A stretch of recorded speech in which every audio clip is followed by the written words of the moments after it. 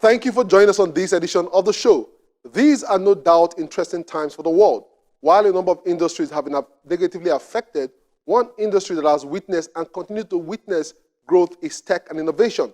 My guest on the show is directly supporting hundreds of startups across the continent, and she shares her thoughts on how the African innovation ecosystem can thrive despite the challenges brought about by the pandemic. We'll kick off the show with some interesting news and updates. This is Tech Trends, and I'm Chukwemeka Agbata.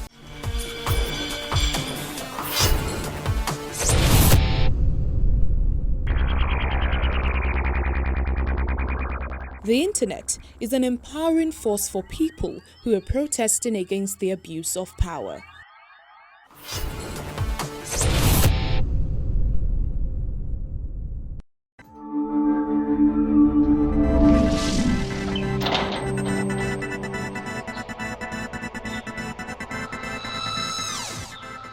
I'm Agdurioge Emmanuel. I attend ABJ school. I'm 14 years and I am the eldest son of 4. Creative teenager Emmanuel Agorioge is using recycled cardboard boxes to make his own robots.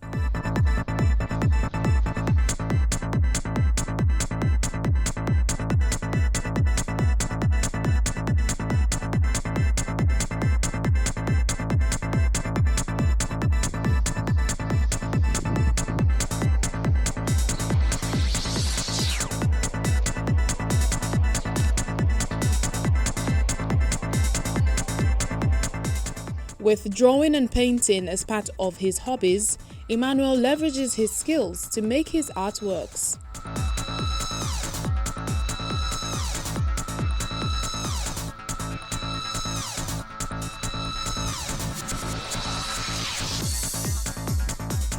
"14-year-old Emmanuel started out being creative with cardboards 5 years ago when he was just 9 years old. He says he gets his ideas from the internet by looking out for trends online. He also gets his inspiration from comic books and sometimes self-imagination. I build characters like robots. I used carton, gum, and super glue to make these robots. I used poster color to paint the gun.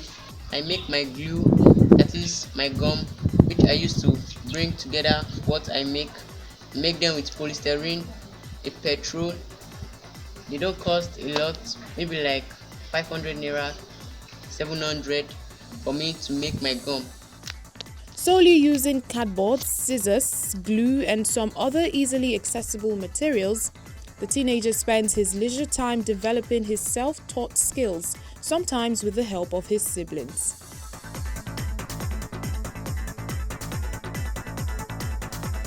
For Emmanuel, having a school to support other teenagers with skills like his will be a dream come true. If I achieve my aim in future and what I want to become, I would like to build schools where young talent like me can improve on their skills and application. My advice for other young talents is that they should not give up on their talent, that they should try more and also face their studies. Try to face their talent and also face their studies together. Let me take you through how I build my characters. As you can see, I'm sketching what I want to make. I'm done with this now, and this is the character I made out of this. You can see the length from this place to this place is the same with this. You can see this is a Lamborghini car.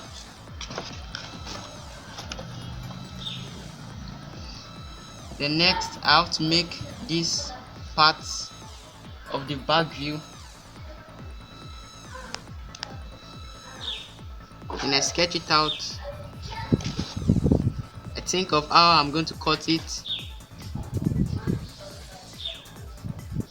You can see I'm done with sketching part of the back view of my Lamborghini.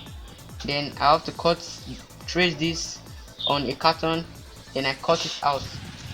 This is one of what I've cut out. Then I'll put it in this place. I glue it, and this help make my Lamborghini.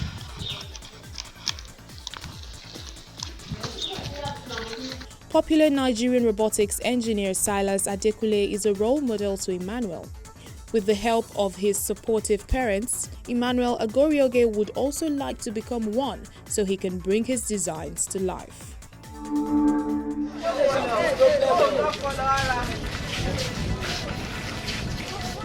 15-year-old Abdulmalik Oseni lives with his grandparents in the waterfront community of Makoko.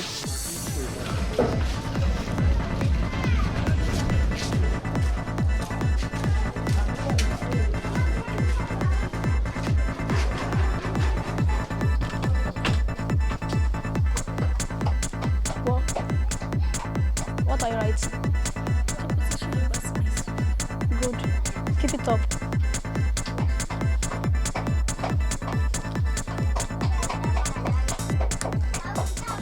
When he's not in school, he's on his mobile device trying to acquire more knowledge. Malik says he also likes to spend his free time drawing, painting, and creating innovations. He has always had a flair for science and technology, especially coding, and seeks to provide solutions to problems in his immediate environment. One of the things I created using cartons, glue, and stripes, that I created a national theatre. And also, I also built a circuit which is called the traffic light, which you can use to control the traffic light. This is the breadboard, which is used for components, and this is the USB cable, which is called the universal serial port, which can be used to transfer the code from the software then to this circuit. Then this is the Arduino Nano. The Arduino Nano is the brain of the circuit, and also these are the LED light emitting diode. Then this is the resistor, which is used to limit the electric circuit. Even though Abdul Malik lives in an underserved community, he believes that the right skill set that is technology-driven, coupled with quality education, can provide opportunities for solutions to local and global challenges. As you all know that our world is technology-driven, having an essential IT skills can help and develop our world to a better place. Because education and ICT combined together, it can be used as a tool to reform our society and nation as a whole. Technology provides opportunities for learning and education, but in remote regions, several children miss out on such benefits as digital access creates a dividing line. But with children with such mindsets as Abdul Malik and opportunities provided by both government and non-governmental organizations, there could be hope for even the most disadvantaged children.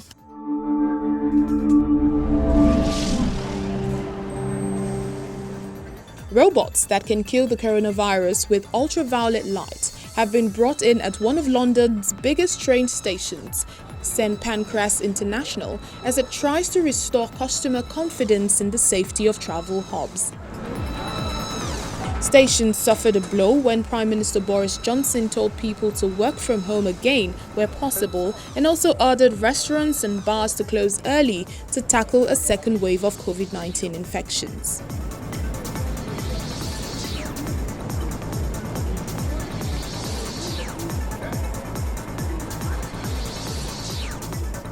St Pancras International saw 34.6 million entries and exits in the year 2019, the most recently available yearly data from the Office of Rail and Road, making it the 9th busiest station in the country.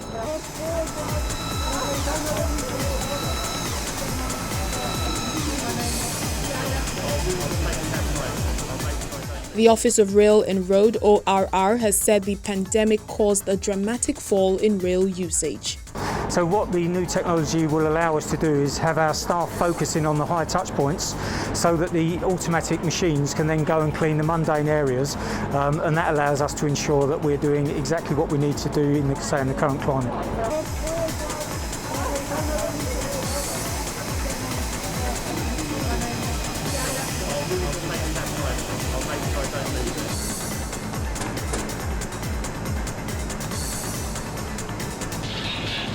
So the robots work by moving into a room and automatically mapping out a room and then undertaking a route round the room. That's the most effective cleaning and quick and effective routes for disinfecting the either room or area that they're in. The station says the robots use ultraviolet light to sweep large areas without the need for chemical disinfectant, adding the technology could kill nearly 100% of bacteria and viruses, including the coronavirus, on surfaces and in the surrounding air in minutes. The main thing for us is to get the confidence of customers. We are the first train station to bring this type of technology in because we want to allow people to use our train station with confidence, use our retail units with confidence, and slowly get back to a normal way.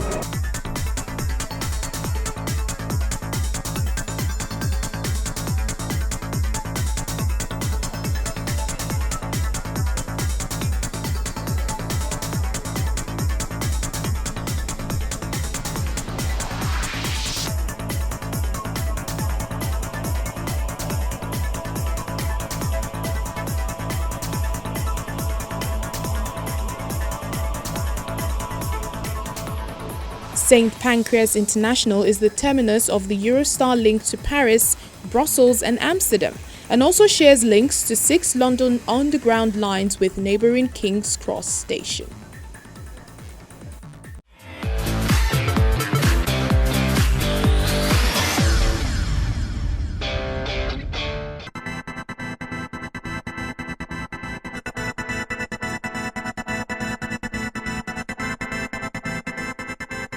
Today's Tech Tips takes you through how to save an offline version of maps.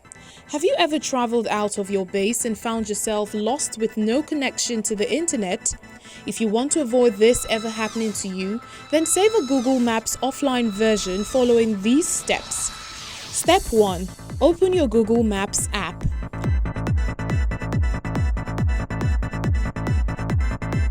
Step 2. Search for a place like Lagos or Enugu or wherever you may be traveling to. Step 3. Select the area that you would like to save as shown on the screen. Note that you can expand or decrease the size you want by zooming in or zooming out. Step 4. Click Download and remember to give your offline map a name. This process will ensure that you have access to be directed by the map with or without internet. Keep in mind that any saved maps will only remain on your device for 30 days, after which it will be deleted. This is one of the ways technology simplifies life. And that's our tech tips for today.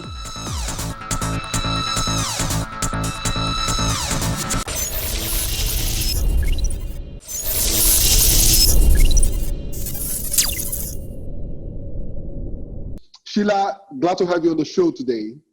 Thank you for having me in the show. So looking at the African innovation ecosystem today, what has changed?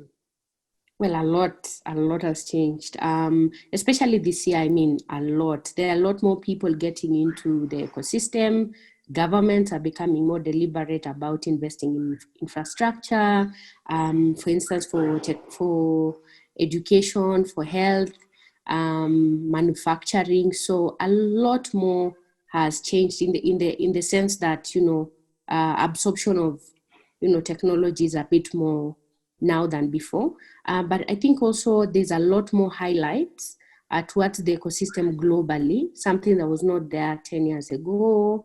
Almost every country now is very deliberate about growing their ecosystem. So, I mean, we are thriving in a way. Now looking at it, more critically, what do you think we should do as Africans to ensure that we make the most of the digital opportunities that are available today? Okay, so I think most of us as entrepreneurs or innovators and governments in Africa, we are not deliberate about leveraging technology for commercial purpose. We look at it from the, impact or whatever it is, but not for commercial purpose. And that's why digital sovereignty, for instance, is not a big deal to governments in Africa because, if you register your business wherever, it's fine, but they don't look at the long-term effect of making sure that businesses are registered in their country, that those products are locally owned. So I think that is one thing we really need to look at, ensuring that the policies in the digital space ensures that local innovations are locally registered, but they also look at at the global market in the sense that everybody can use it, but ownership of the products is important that it's local. And I feel a lot of superpower countries do that, but I haven't seen a country that is very deliberate around that issue yet. So that means that the concept of having African-grown technologies may not be so close.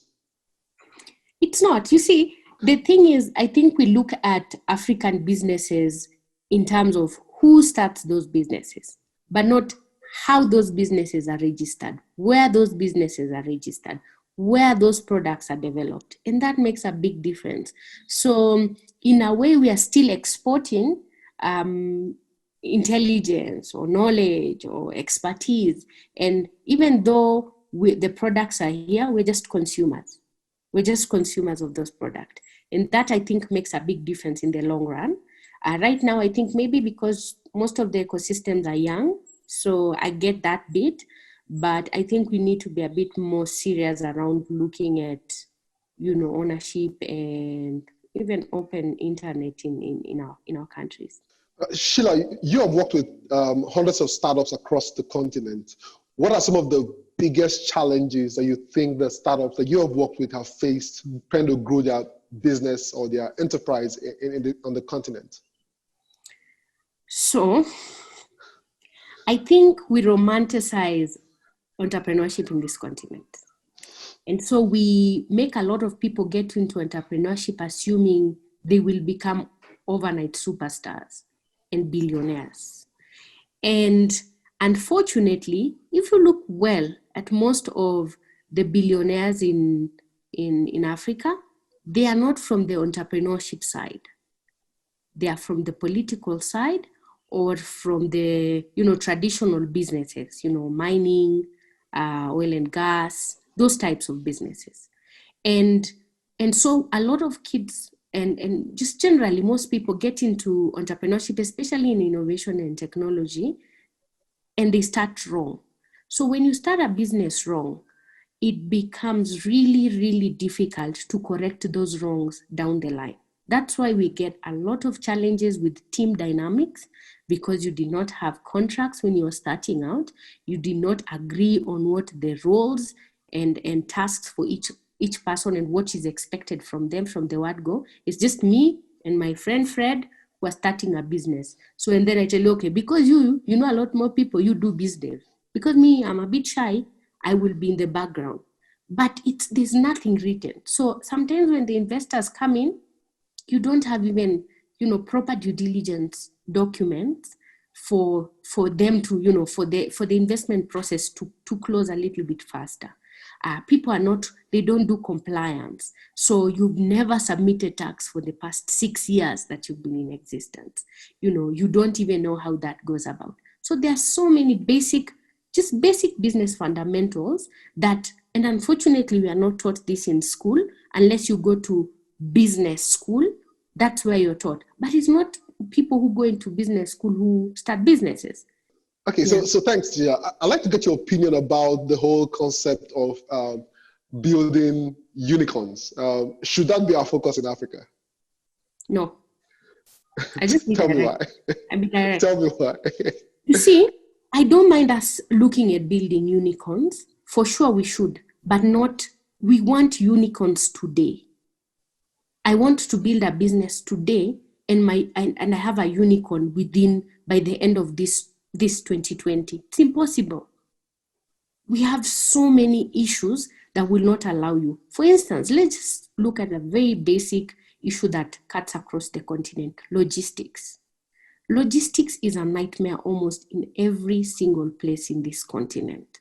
If you're building a business that leverages that supply chain, you either have to have a lot of money that you invest in the distribution of the supply chain, or you have to already have it. So I don't think we will be able to get unicorns today, but I kid you not, the moment we start unlocking those, and that we've seen some of them, it will be the easiest continent to build unicorns for, because one, we are a continent who listen to each other. So I'll tell you, there's this app I tried. It's good. It's so good. You'll download it. You will not question anything. You every single day. Same. That's why with loan apps, for instance, they move faster. We are a community. We are community-based continent. And so if a product is good, it's easy for me to become your brand ambassador, even without you telling me. So with unicorn, same thing. We need to, build that ecosystem or customer or community mass or numbers for us to get unicorns. So trying to tell kids, today if you start a business, it will be a unicorn by the end of the year, we are lying to them. So Sheila, let's dive deeper a bit into the policy side. I know that some countries in Africa have led the way with the Startup Act, for example, Tunisia, Senegal. How far has Kenya gone with theirs? So we have a Startup Act that has been drafted and to be tabled by the Nairobi Senator, I think through a member of their party in Parliament. And we're hoping to have a Startup Act maybe next year. He's been working with us in the Association of Startup and SME Enablers of Kenya and a few other ecosystem players in ensuring that this comes to play. There will be obviously public participation, and we look to involve more stakeholders in the ecosystem to ensure that the policies drafted there are inclusive and they are, they really help businesses grow. But over and above that, our government is very deliberate about, innovation and technology especially. We have the Data Protection Act, we have different policies around SMEs as well, and different measures that the government has put to ensure that inclusivity and thriving of SMEs in the country. So I'm super hopeful. I know because, for instance, all the government services, we can get them online as citizens in Kenya. So that shows you what type of a government ours is. I'm hopeful, there are a few things here and there that, most governments go through. But for this one specifically, I'm very, very hopeful that, we will have something concrete for the ecosystem soon. Well, the fact that your e-government is strong, that's a good one. The fact that citizens can pay for services online, that's a good one. Sheila, always a pleasure. Thank you for being on the show today. Keep doing what you're doing. I wish you all the very best. Thank you. Thank you so much. Thank you for having me. Let's keep growing this continent.